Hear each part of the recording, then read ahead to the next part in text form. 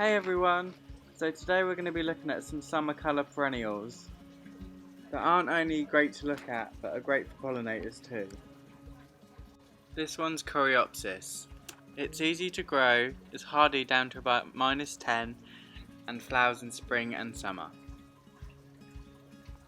It has daisy-like flower heads and comes in a variety of different colours.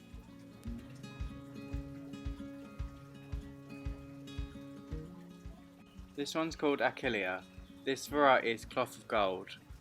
It produces a tight cluster of yellow flowers. It's also hardy to about -20 degrees Celsius. The insects absolutely adore this plant, and you can see why. It's one of the brightest plants in the garden right now, and I absolutely love it. This one's Agapanthus.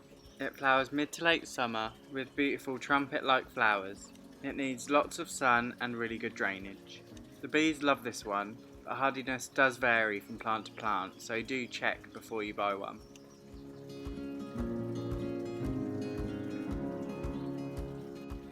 Roses are great for colour, smell beautiful, and are reliably hardy. With so many varieties, it's really hard not to have a rose in your garden. If you plant nothing else, plant a rose. This one's an Alstroemeria. This plant likes it really moist, but also really sharp drainage. This variety is called Tessa, and it's hardy down to -10. Like the Agapanthus, some varieties are less hardy than others, so do check before you buy them.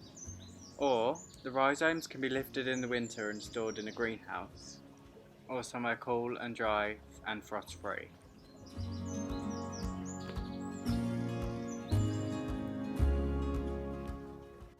This is a still bee. It's one of my new favourites in the garden. They don't like to dry out, so whatever you do, do not let this plant get dry. It has big fluffy flower spikes in a variety of colours, and it is great for all the pollinators in the garden.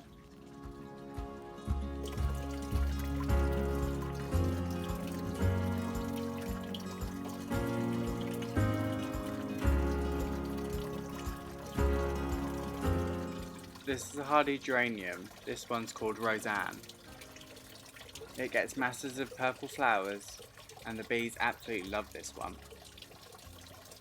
This plant's called Bovina rigida. It's a dwarf version of the usual Bovina that you see around, although this one's slightly less hardy at -5.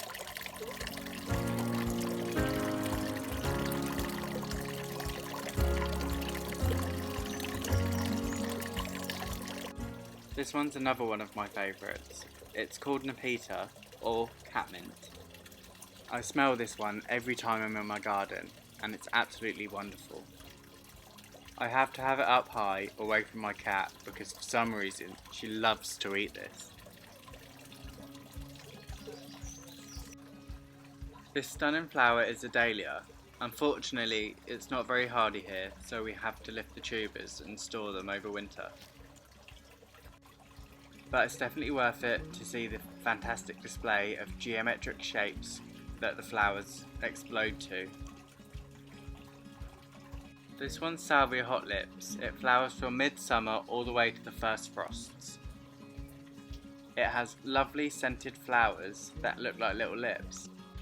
This one's a clump forming white salvia. It's slightly different to the hot lips, but it smells amazing too. These are hardy, but do bear in mind that the slugs absolutely love this plant, so it will need some protection from them. That's why I have mine in high planters, away from the bloody slugs. This plant's a Petunia. It's not hardy here, so I grow it as an annual. It has big, showy, trumpet-like flowers. You can get trailing ones too that look great in hanging baskets. They're a really inexpensive, affordable way to pretty up your little space. Even the flowers on a hosta are great for pollinating insects.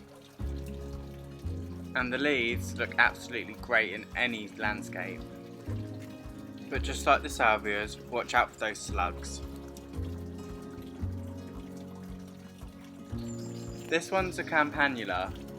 This variety is called Waterfall. It's lovely because it cascades over all my plants and has these beautiful purple flowers throughout. and it's also coped really well in a shady spot in my garden, so it's definitely one that I would encourage to get. This beautiful flower is from Achillea. The variety is called Nelly Massa. It's hardy here and has beautiful bright pink flowers. It's a climbing plant, so give it some support and it will do wonderfully for you. I have mine in a pot growing up this trellis. It gets morning sun and I keep it moist constantly. The garden is really starting to come into its own and everything's growing beautifully at the moment. I'm excited for my next open day, which is August the 3rd and the 4th from 11 AM to 4:30 PM.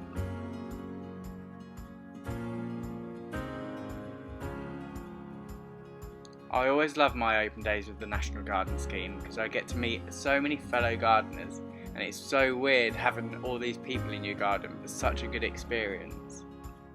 It's good to hear from other gardeners about techniques and tricks on how to better your own gardening skills. And of course, it also helps to raise lots of money for charities like Macmillan Cancer Support and Marie Curie, as well as many others.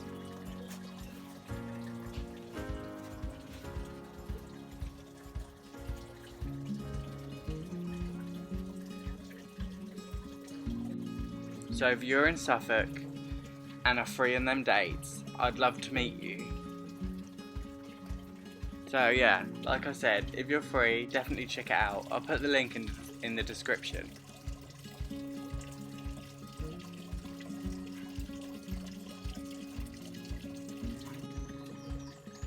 I can't believe how much this honeysuckle has grown over just 1 year. The variety is called Mint Crisp.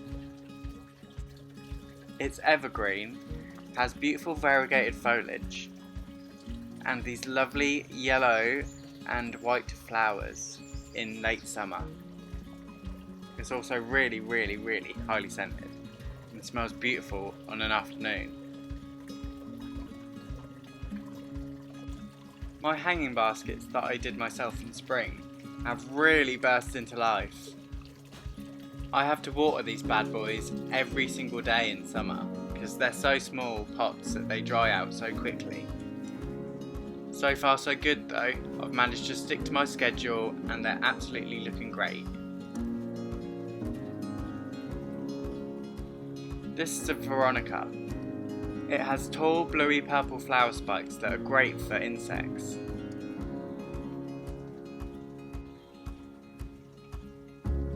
This plant likes full sun and to be kept moist. Other than that, it's really not fussy.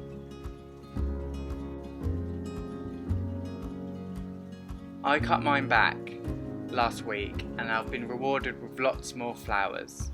Here's how I did it.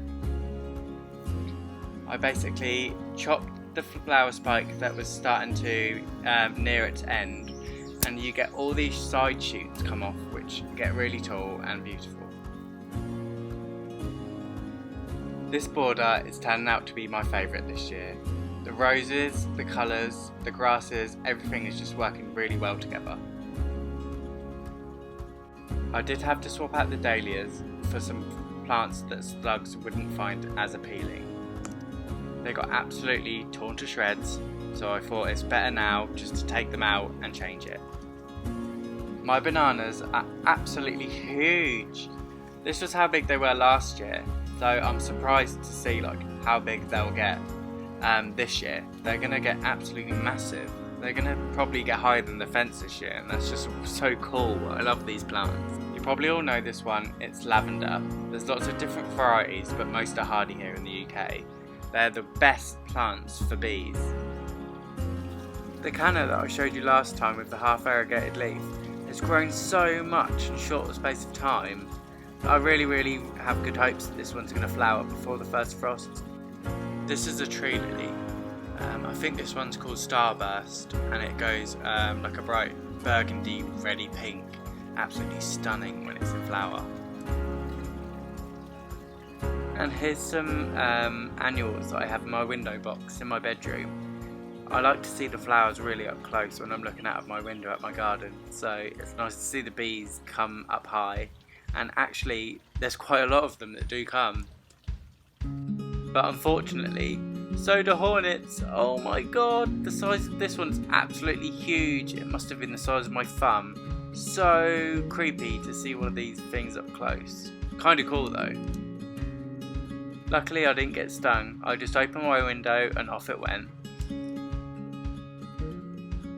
I really love this view from my window down to my garden. It's a nice aerial view of all of my plants. Sometimes I just literally sit and look at my garden for like an hour at my window. It's just really calming just to see it all, and I love seeing like the wind like blow all the plants as well.